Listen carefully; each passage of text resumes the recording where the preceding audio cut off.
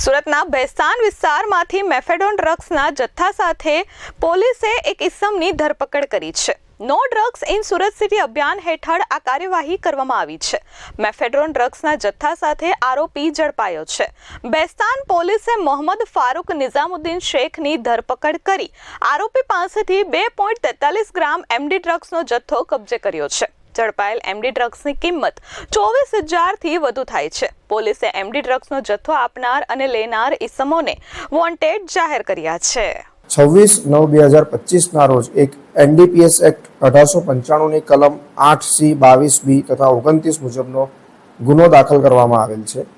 આ ગુનાની વિગત એવી છે કે ભેસ્તાન નુરાની મસ્જિદથી શાલીમાર 4 રસ્તા તરફ જતા રોડ ઉપર જલારામ ઝૂંપડપટ્ટીની સામે રોડ ઉપર જાહેરમાં એક ઇસમ કે જેનું નામ મોહમ્મદ ફારૂક નિઝામુદ્દીન શેખ, જેની ઉંમર 35 વર્ષ છે, તે માદક પદાર્થ મેફેડ્રોન એટલે કે એમડી વેચવા આવેલ હતો. તેને રંગે હાથો ઝડપી પાડવામાં આવેલ છે.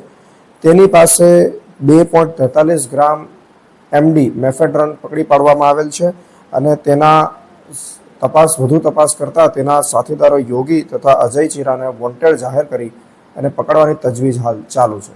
આ આરોપીના ગુનાહિત ઇતિહાસ અંગે અમે હાલમાં વધુ જાંચ પડતાલ કરી રહ્યા છીએ. Bureau report S24 news, Surat.